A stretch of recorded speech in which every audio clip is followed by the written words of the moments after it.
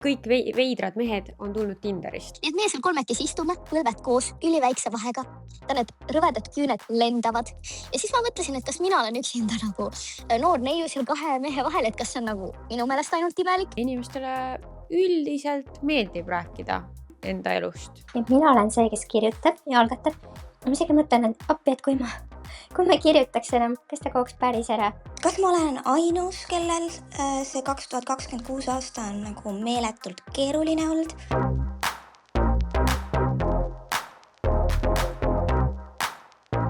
Hei, sa kuulad Kirsti Ordil podcasti ja mul on nii hea meel, et sa oled siia lainele jõudnud. Ja no ma pean alustama pisikesest tagasivaatest Kirsti Ordil Girls Nightile, mis toimus siis laupäeval.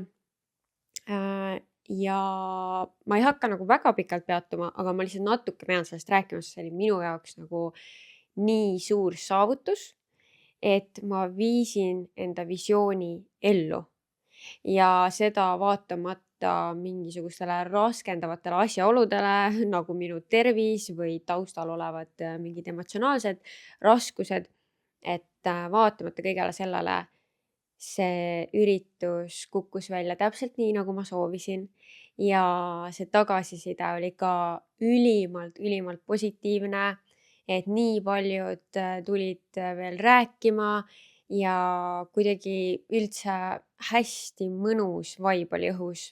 Täpselt selline, nagu ma lootsin, et see saab olema, et selline naised koos, meil on hea olla ja ma tundsin ennast ka väga hoituna, et seal oli koos nagu nii äge naiste seltskond ja paljud nendest on mind juba väga pikalt jälginud, vaatavad minu vlooge ka ja tuldi tõesti nagu rääkima ja ütlema ka seda, et meeldib see, mis ma teen. Ja see on minu jaoks nagu kõige suurem kütus, mis saab olla. Et mul on tegelikult nagu päris elus väga vähe kokkupuudet enda jälgijatega.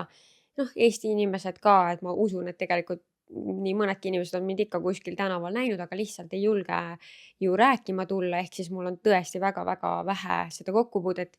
Ja kui on nagu üks selline õhtu, kus kohe nagu nii paljud inimesed tulevad rääkima ja nagu teevad selliseid armsaid komplimente, et siis see, ma olin täitsa nagu overwhelmed isegi, ma ütleksin. Et hästi mõnus vibe ja kõik läks plaanipäraselt ja ma olen enda üle ka uhke, mul on kuidagi imelik seda isegi välja öelda, sest et me ei kuule tihti inimesi ütlemas, et nad on enda üle uhked ja ka ma ei tunnegi seda tihti, aga praegu ma tõesti tunnen seda, sellepärast et ma üksinda korraldasin selle kõik ära. Ja muidugi ürituse päeval oli mulle väga suureks abiks mu sõbranna Joanna, kes aitas just nagu seal koha peal ja kõige siukse nagu logistika ja sellise poolega nagu sellel ürituse päeval, aga jah, et kuidagi tunnen, et on saavutatud midagi ja lisaüritus on veel tulemas, nii et on midagi veel oodata ka. Ehk siis sellest ma lihtsalt tundsin, et ma pean alustama, et see oli nagu nii suur võit minu jaoks. Ja teine võit, ma eile ostsin endale reisi. Ma ei teagi, kas ma hakkan praegu, ma võib-olla veel ei ütle, kus ma lähen, aga ma ostsin reisi, ma ei ole varem seal riigis käinud, kuhu ma lähen.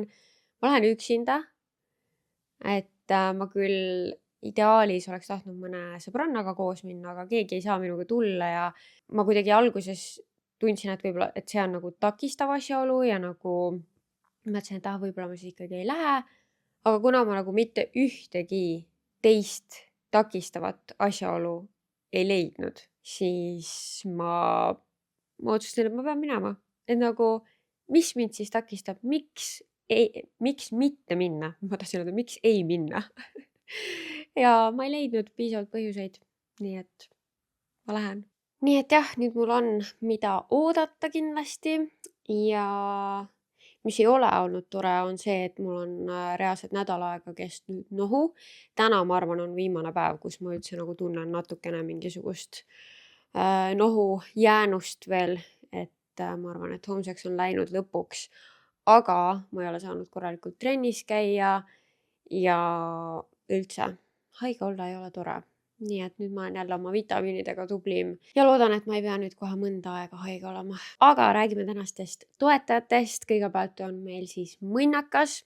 Ka minul on täna üks mõnus pehme roosa mõnnakas seljas ja ma arvan, et praegu on kõige õigem aeg ära tellida emadepäeva kingitused ja miks mitte kinkida emale või vanaemale mõnnakat.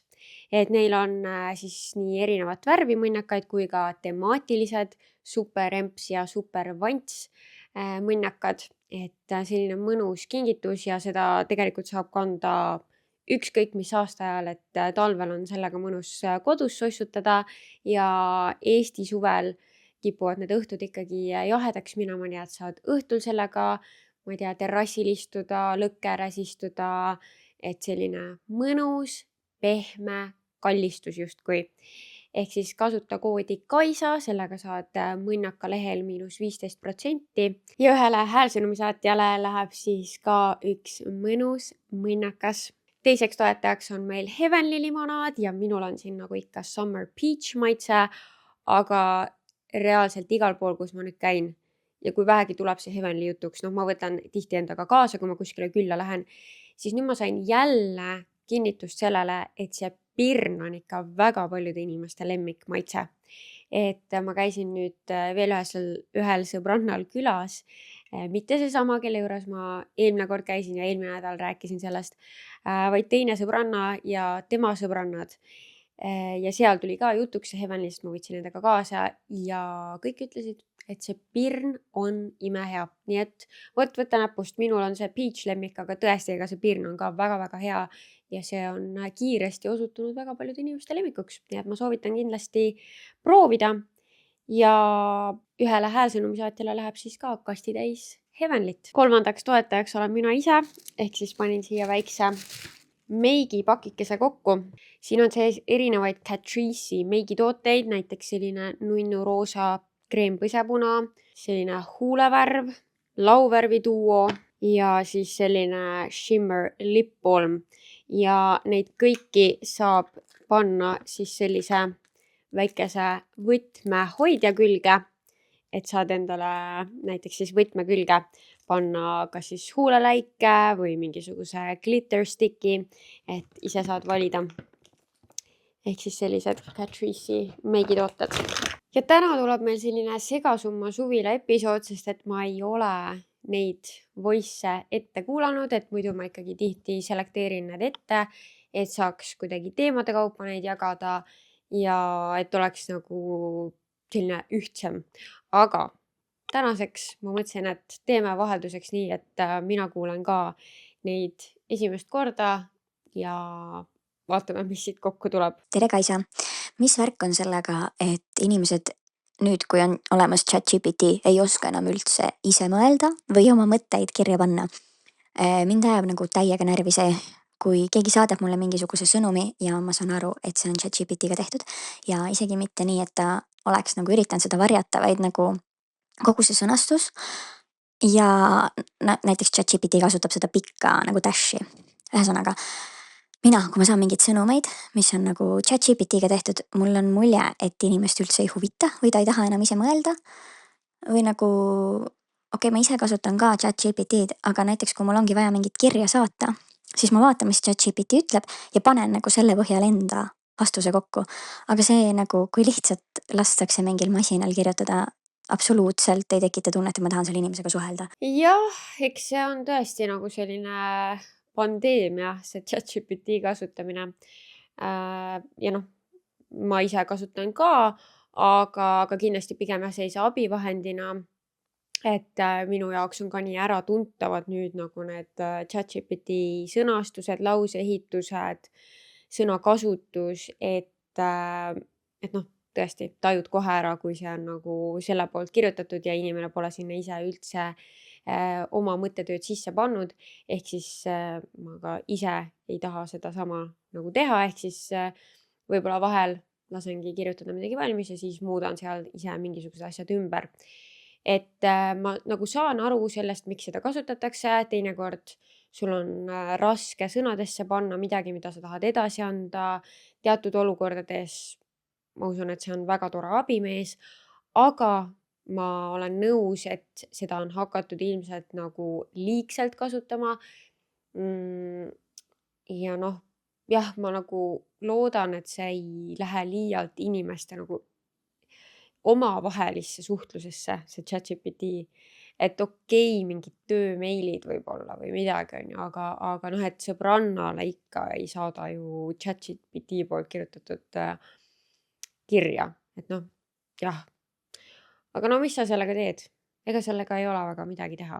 Ma mõtlen, et kuivõrd palju see mind häirib või kas mul ei tule nagu praegu ette, et ma oleks saanud väga mingisuguseid nagu väga arusaadavalt chati poolt kirjutatud kirjasid.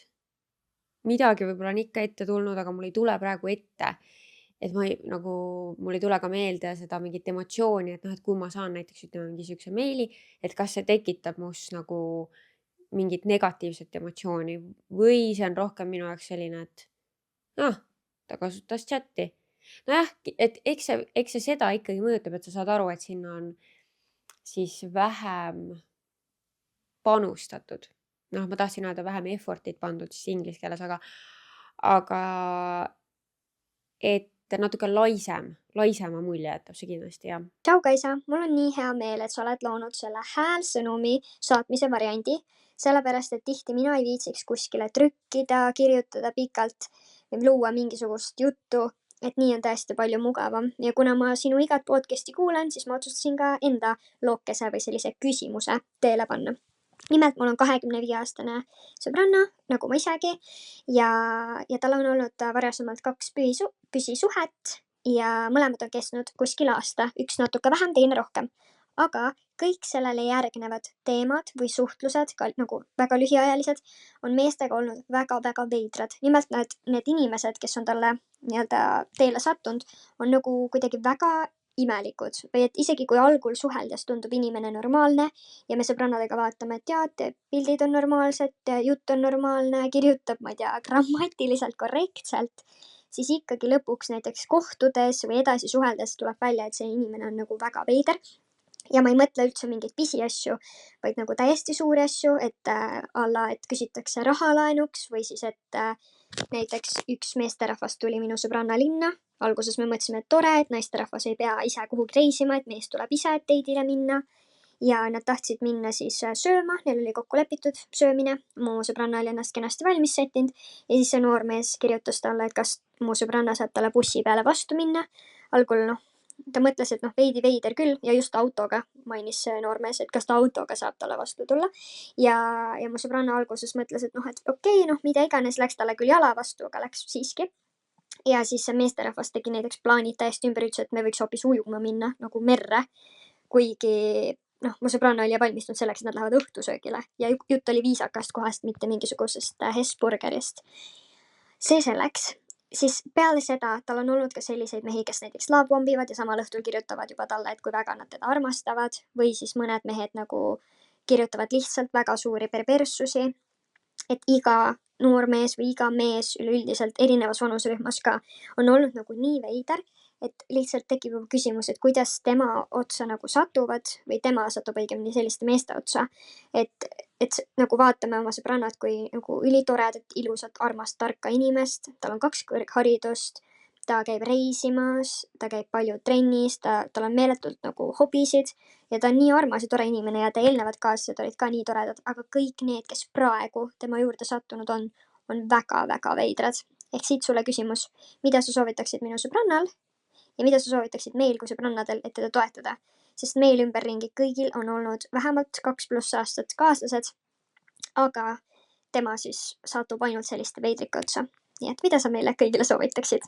Issand, ma ei oska kohe mitte midagi öelda, väga veider lugu tõesti ja mu ainus mõte, mis mul üldse nagu tekkis, ma tõesti tahaks aidata.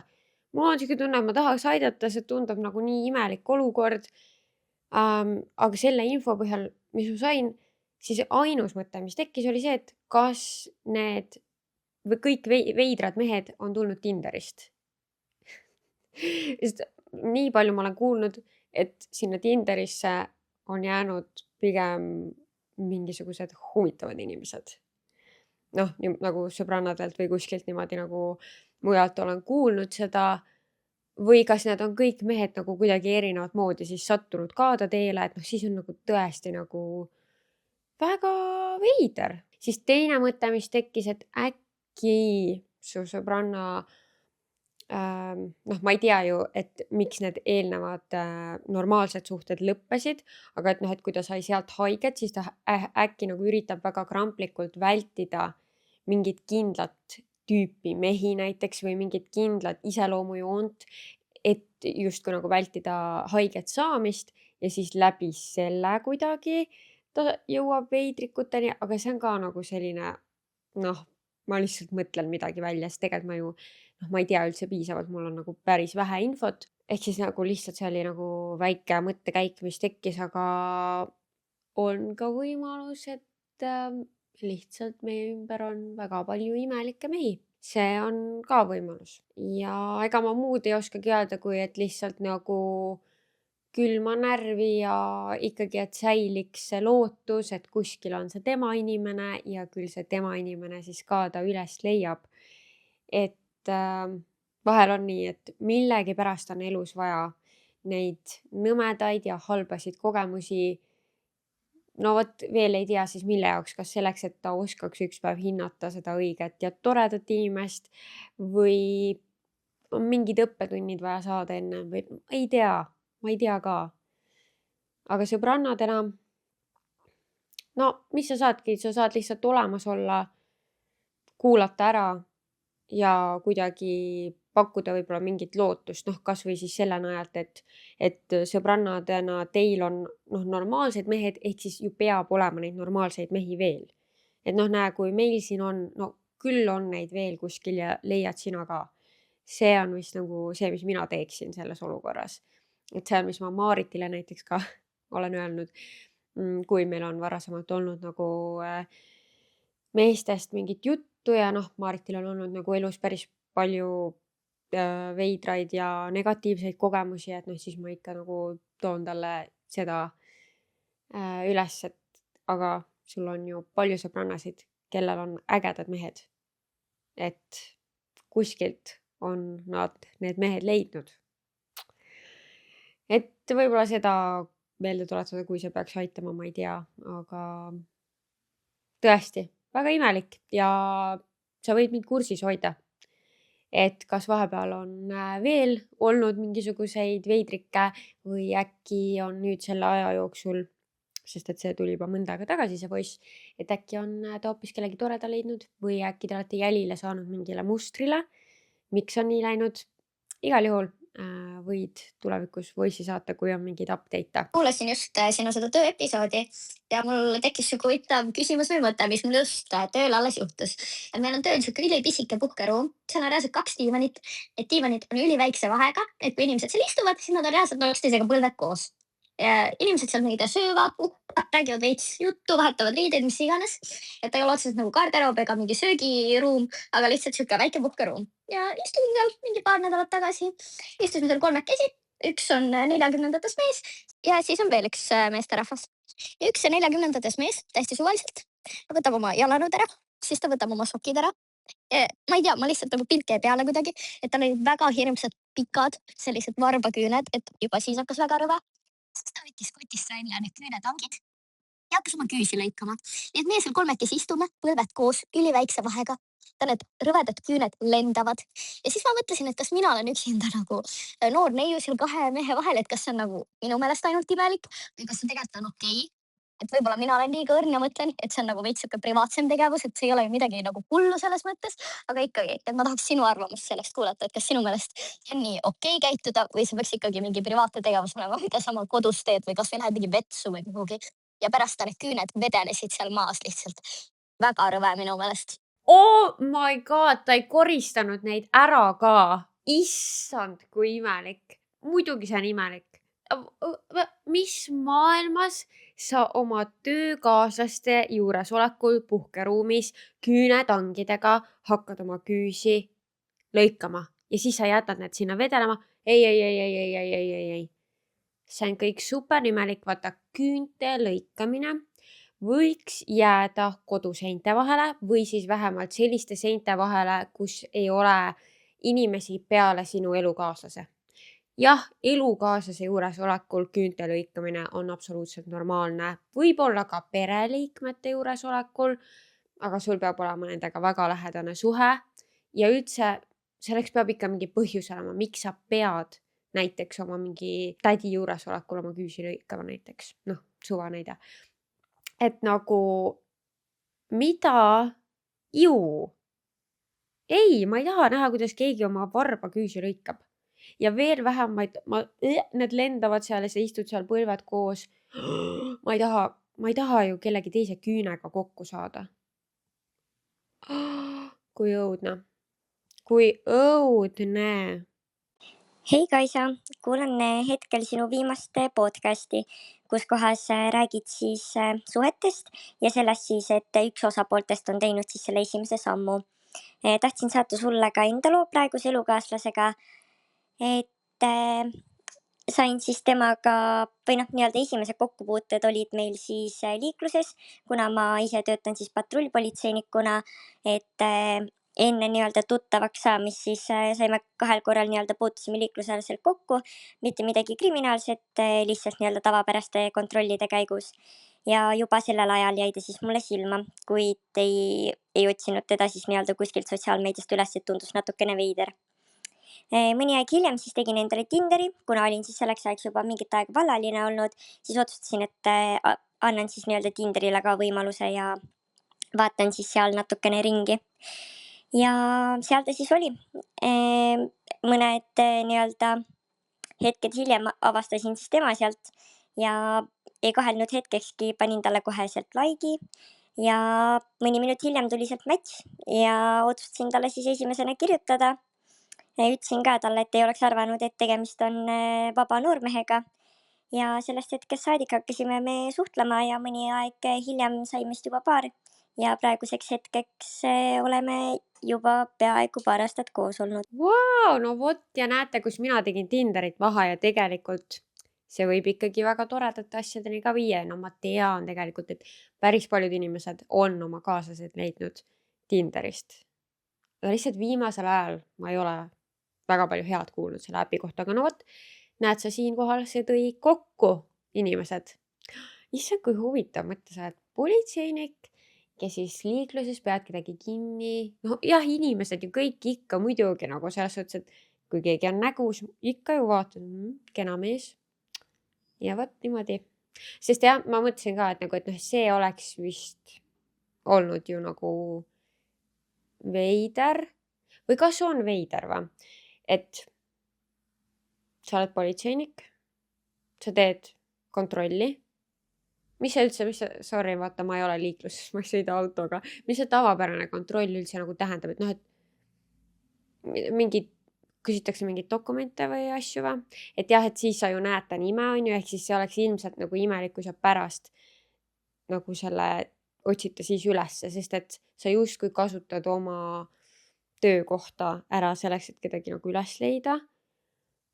Aga siis, kui sa ei näeks kuidagi tema nagu nime ja lihtsalt otsiksid ta üles, siis see vist ei oleks imelik, aga no ma arvan politseinikuna sa vist nagu vaatad inimeste dokumente ja siis sa näed sealt ta nime ja siis see oleks imelik teda üles otsida ja pärast kirjutada. Aga no vot, näed, Tinder päästis päeva. Ei olnudki vaja ise minna otsima. Nii tore. Vot, saatke ikka ja mulle neid toredaid lugusid ka. Ja üldse, kui sa oled praegu siin, sa kuulad nii. Ja sa oled suhtes.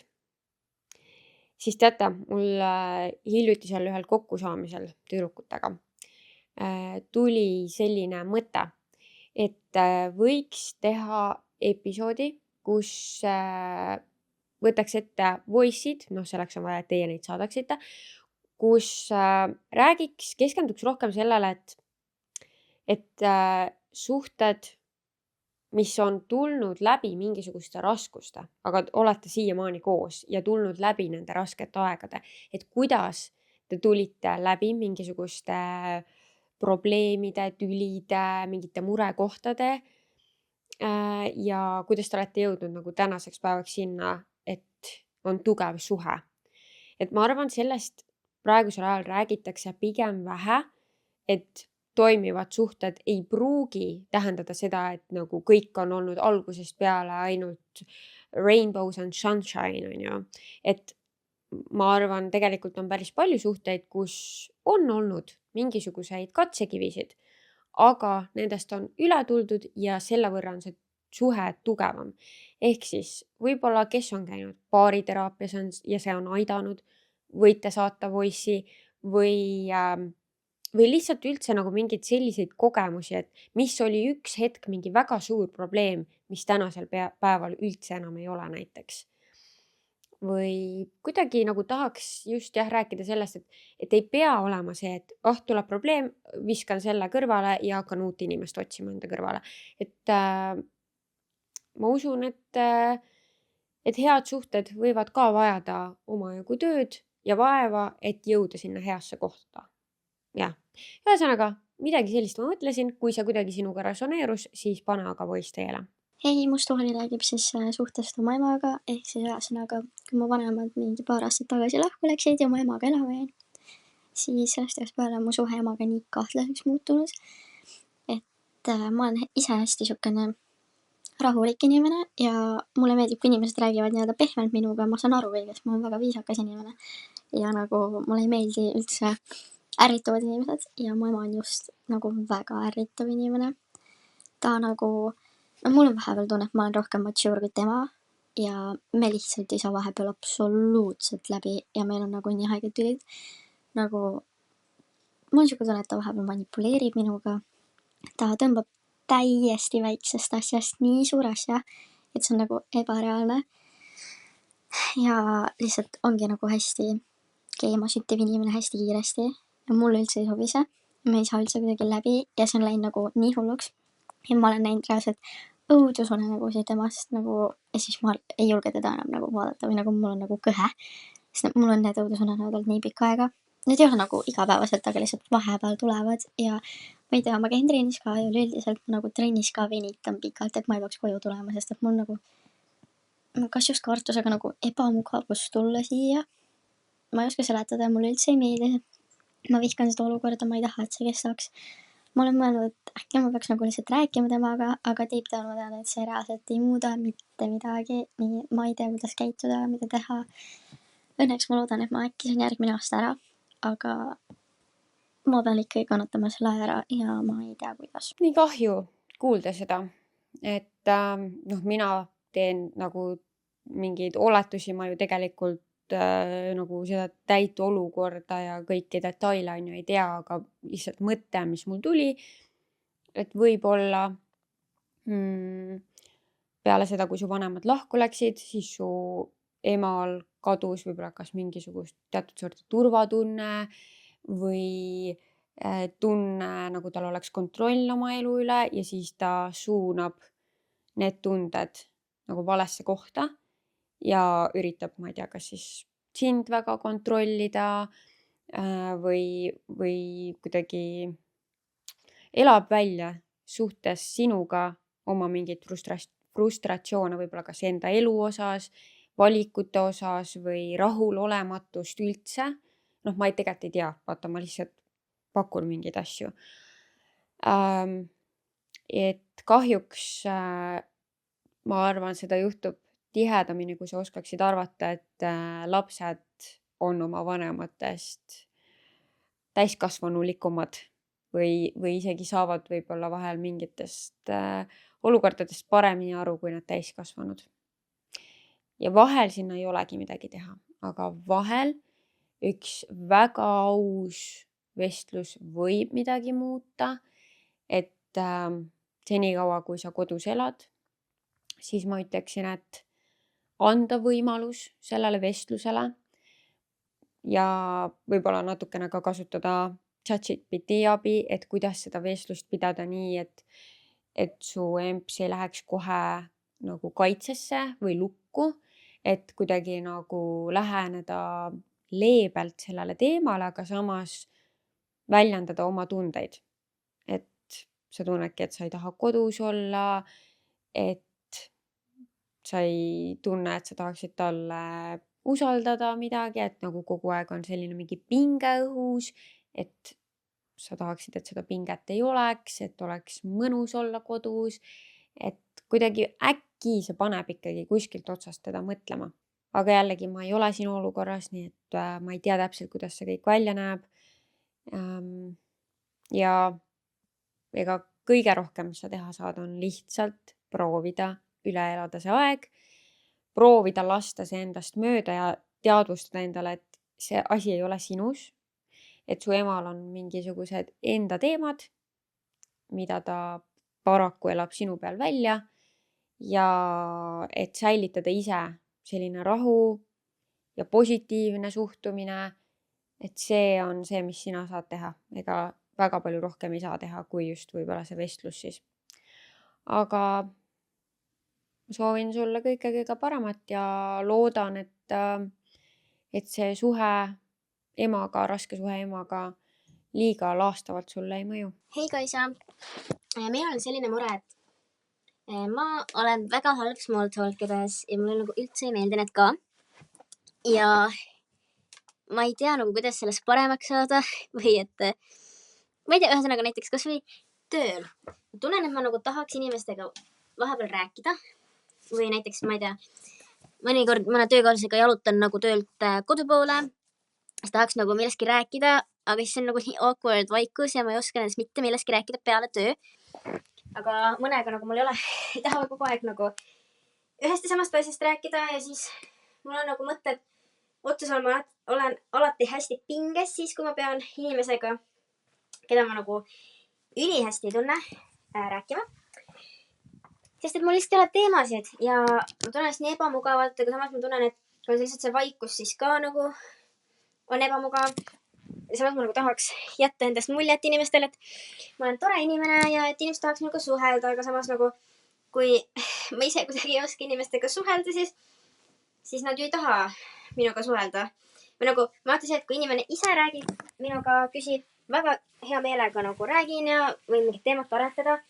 Aga see, et kui ma istun kuskil mingi töökaaslasega või mingi muu võõra inimesega mingis seltskonnas koos, siis ma lihtsalt võingi nagu terve aeg vait olla ja mitte midagi öelda põhimõtteliselt. Sest et ma ei oska. Ja ma ei tea, et kas sul on nõuandeid, kuidas nagu small talk'is paremaks saada või millest siis rääkida inimestega. Sest et ma olen mõtte lahti saanud. Ega ma ise ka ei ole mingi small talk'i nagu kunn selles suhtes, et vahel on keeruline ja vahel ma tunnen ka, et ma ei oska midagi öelda. Aga ma arvan, et mis kõige rohkem päästab sellistes olukordades on siiras huvi teise inimese vastu. Et kui mingi töökaaslasega ei taha ainult tööst rääkida, siis tunne huvi tema elu vastu. Mida ta nädalavahetusel tegi, ma ei tea, kas tal on mingid hobisid, et lihtsalt nagu uurida tema elu kohta. Inimestele üldiselt meeldib rääkida enda elust. Ja siis sa juba saad rohkem teada, saad edasi küsida, võib-olla leiate mingisuguse ühise joone, mis teil on.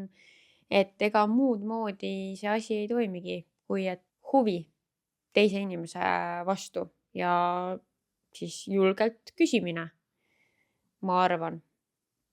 Et mis sa muud ikka jah, ega kui kaua sa mingist ilmast või tööst ikka räägid, on ju. Aga ega ma muud ei oskagi öelda. Et eestlaste jaoks üldiselt see small talk ongi nagunii raske enamus inimeste jaoks. Hei, mina räägin siis oma loo. Kohtusin ühe noormehega, kes nagu ta nii meeldib mulle ja tundub nii ideaalne, et just selles suhtes ka, et ta õpib ülikoolis, ta eluviis sobib mulle hästi, ta teeb trenni palju, ta on nii mõistlik, tal on lahtised käed nii-öelda, ta remondib kodus asju, ta on selline nagu, just selline mees, nagu ma tahaks, et inimene oleks. Ja selline hea rahulik ja nii. Aga probleem, mis on see, et iga kord, kui me kokku saame, siis see koos olemise aeg on nagu ülitore ja kõik on armas ja sujub ja minu meelest on nagu ühel lainel. Aga siis ta üldse ei kirjuta mulle või algatab kunagi ise ühtegi vestlust. Ja mina olen see, kes kirjutab ja algatab. Ma isegi mõtlen, et appi, et kui ma kirjutaks enam, kas ta kaoks päris ära. See tundub võib-olla pseudoprobleem, aga Igal juhul ma olen ka veel rõhutanud, et oleme üksteisega ausad ja kui sa tõesti tunned, et noh, mõnikord on ju see, et tunnet ei ole ja et niimoodi ei soovi jätkata, et siis ole lihtsalt aus ja ütle, aga seda nagu ka tema poolt ei tule. Aga näiteks kui ma räägin või kirjutan midagi, et ma nautisin meie koos olemist või nii, siis paar korda ta vist on öelnud jaa, et ja samad sõnad või midagi, aga viimasel ajal ta paneb lihtsalt like'i või pöidla. Ja aeg-ajalt ta on ka edasi lükanud meie ühiseid plaane, mis tekitab jälle minus sellist nagu hästi suurt ebakindluse tunnet. Ja osad sõbrannad ütlevad mulle, kellel ma olen rääkinud, et ma ei tea, mine lihtsalt vooluga kaasa, las ta siis olla ja küll hiljem nagu selgub, et mis teil on või mis teil ei ole. Aga mina tunnen, et ma ei jaksa üksinda vedada seda suhtlust. Ei, seda ta on öelnud jaa, et praegu ta ei näe ennast valmis olevat mingiks tõsiseks suhteks, aga nagu selleks mittetõsiseks suhteks ka ma ikkagi eeldan, et teine inimene kuidagi on nagu rohkem investeeritud sellesse suhtlusse. Et ei ole niimoodi, et mina ainult upitan ja vean ja küsin, et noh, kas nüüd ikka on see, kuhu me läheme ja ma ei tea, mida sina soovitaksid oma sõbrannale teha sellises olukorras, et kas nagu lihtsalt päevapealt cut off ida ja mitte suhelda enam, mitte kirjutada enam ise või siis jääda kuidagi ootele ja lootma, et et äkki ikka kunagi mingi hetk. Aitäh sulle! Mulle tundub, et võib-olla teil on nagu erinevad need attachment stiilid, et võib-olla sinul on rohkem sihuke anxious attachment stiil ja temal avoidant ja noh, need kaks koos, see on nagu kõige hullem kombo, aga võib-olla see on nagu liiga kaugele minemine, et mul on ainult see väike infokild, et võib-olla ma oletan liiga paljusid. Aga sul on täiesti õigus, et sa ei peaks midagi punnitama ja sa ei peagi tegelikult. Et ära tunne seda kohustust, sest et sul ei ole seda. Et lase minna sellel nagu võib-olla kontrollivajadusel natukene. Et aga vaatagi, mitte ma ei ütle, et cut off'i, vaid nagu, et vaata, kas ta tunneb huvi, kas ta kirjutab sulle, et ära ole nagu ise kogu aeg üli saadaval. Et sa oled endast lugupidav naine ja kui mehel on sinu vastu huvi, siis küll ta seda üles näitab. Ja kui ei ole, siis sa saadki seda teada ja siis sa saad selle infoga teha, mis sul on vaja sellega teha. Et võib-olla jah, ära ole nagu ise liialt, mitte peale tükkiv on halb sõna, sest et ma ei usu, et sa oled peale tükkiv olnud, aga sa oled endast andnud juba väga piisavalt ja rohkemgi veel. Ehk siis nüüd on aeg nagu vaadata, et mis sealt siis tuleb, kui sina esimesena ei kirjuta.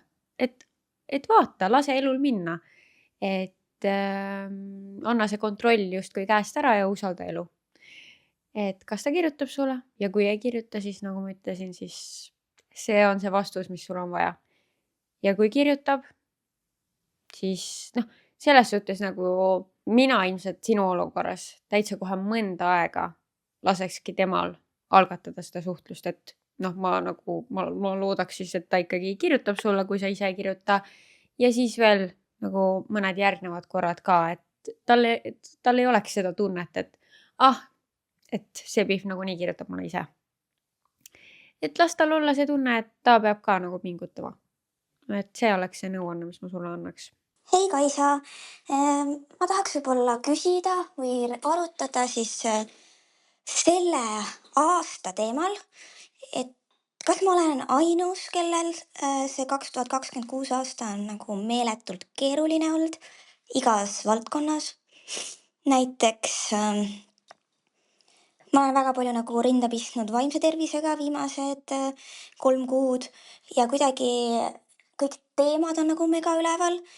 Hetkel on näiteks teema just suhetega, et ma tunnen, kuidas mul käis ära nagu mingi klikk just sõbrannade näol, et ma tunnen, kuidas ma võib-olla panustan rohkem, kui ma vastu saan ja sihuke nagu kuidagi käitumine on minu suhtes alati olnud selline, et mind võib nagu ignoreerida, ma tulen nagu teisena ja siis kõik see nagu on kaasa toonud selle eneses kahtlemise, et kas asi on praegu minus, et ma mõtlen asju üle või kuidagi ma päriselt olen avastanud oma väärtuse ja oma nagu võib-olla soovid, mida ma sõprusest ootan, aga ma lihtsalt ei ole seda saanud. Selles mõttes, et mul on sõbrannad, kes on aastaid minuga olnud ja siiamaani ma ei ole nagu nii tugevalt sellele mõelnud, aga viimasel ajal nagu ma tunnen, et me oleme kuidagi tülis, kuidagi selline, me ei ole nagu kunagi otseselt tülis, aga sihuke ei suhtle, kõik nagu, ma ei tea, mul on sihuke tunne, et mina pean kogu aeg nagu mingeid vestlusi üleval pidama ja üleüldiselt suhete teemad. Et mul ka abikaasaga on olnud väga palju siukseid arutelusid ja perega ja sihuke kuidagi, et see aasta on nagu kuidagi väga suhete aasta, aga nagu ma ei ütleks, et see on nagu positiivses mõttes või siis ka vastupidi, et see ongi see koht, kus suhted nagu lõhenevad, et saaksid uued tekkida. Aga ma ei ole nagu selleks väga valmis, aga ma tunnen, et ma ei saa nagu ennast ka avada nende teemade pealt oma sõbrannadele näiteks, et ühele sõbrannale ma olen näiteks nagu niimoodi ümber nurga maininud, aga see olukorrad nagu ei ole paremaks läinud. Ühesõnaga, jah, ma ei ootagi siit nagu just mingit arutelu sõbrannade osas, aga kas nagu ainult minul on raske aasta? Et ma olen ikkagi igal pool tähele pannud, et kõik on nagu mingi nii tore aasta, nii lahe, kõigil on nii 2016 vibes, et otsin mõttekaaslasi. Mina ei saa öelda, et mul oleks raske aasta. No jah, mingid raskused siin on ja mingite oma teemadega ma pean tegelema küll. Aga sinu jutust jäi mulle mulje, et sul on lihtsalt väga suur selline arenguetapp praegu. Või selline ongi muutuste aasta, et midagi on sinu ajus klikkinud, kus ma arvan, et sul on õigus selle koha pealt, et sa oled hakanud iseennast rohkem väärtustama ja sul on selgemalt kohale jõudnud, mis on sinu vajadused ja soovid suhetes. See on võib-olla varem olnud kuidagi teisejärguline sinu jaoks, see ei ole niimoodi esile tulnud, aga millegipärast on need teemad nüüd esile tulnud ja ma arvan, et ainult läbi nende raskuste saab tulla midagi paremat. Et kui sa tegelikult ei ole rahul asjadega nii, nagu need praegu on, siis peabki olema selline ebamugavusperiood. Ma tean, et see on nõme. Aga see periood ongi vaja läbida selleks, et saaks olla parem aeg, et saaksid olla paremad suhted, mis toimivad paremini sinu jaoks, mis toidavad sind, mis rahuldavad sinu vajadused suhete mõttes, sõprussuhete mõttes ja ka romantilises suhtes, et asjadele peab ausalt otsa vaatama ja aeg-ajalt nagu sellist analüüsi tegema, et kas need asjad toimivad minu jaoks või mitte ja kui ei, siis ongi vaja läbida selline muutuste periood. Ma arvan, see on sul käsil ja see saab viia tegelikult ainult hea tulevikuni. Ehk siis jah, mina ei saa otseselt sellega samastuda. Minul, ma arvan, oli eelmine aasta väga suur selline erinevate suhete korrastamise aasta või kus ma sain aru paljudest asjadest ja et ma usun, et kõikidel lihtsalt mingi hetk tuleb rohkem see aeg just siis, kui sa oled ise rohkem kontaktis nagu endaga ja enda soovide ja vajadustega, siis hakkavad nagu välja tulema need asjad, mis ei toimi kriitilisemalt. Ehk siis tegelikult on, ma arvan, see ainult hea asi. Aga ma ei tea ausalt öeldes isegi, kui pikalt ma olen siin jutustanud. Aga mulle tundub, et juba mõnda aega, seega ma hakkan otsasid kokku tõmbama. Ja tuletan veel kord ka siin lõpus meelde, et kui sulle see podcast meeldib, siis kindlasti ole subscribed või jätta Spotify's oma arvustus ja pane ikka episoodidele like, kui sulle need meeldivad. Ja väga teretulnud on igasugune sotsiaalmeedias jagamine ka, et kui kuulad mingit episoodi ja meeldib, et siis väga vahva alati, kui te jagate. Aga ma annaksin endapoolse auhinna sellele voice'ile, kus oli juttu raskest suhtest temaga. Siis väga šokeeriv oli see huvitava töökaaslase voice, nii et sinna läheb kast Heavenlit. Ja mõnnaka annaksin ma sellele poisisaatjale, kes rääkis, et ta on leidnud küll toreda mehe, aga et peab ise kogu aeg suhtlust algatama. Ehk siis jah, mõinakas sulle. Ja suur aitäh kõigile, kes ikka oma voice teele panevad. kirstordil.com on selle jaoks, et sa saaksid mulle saata ükskõik mis küsimusi või muresid sul on. Ja kuuleme näeme juba järgmises episoodis. Tšau!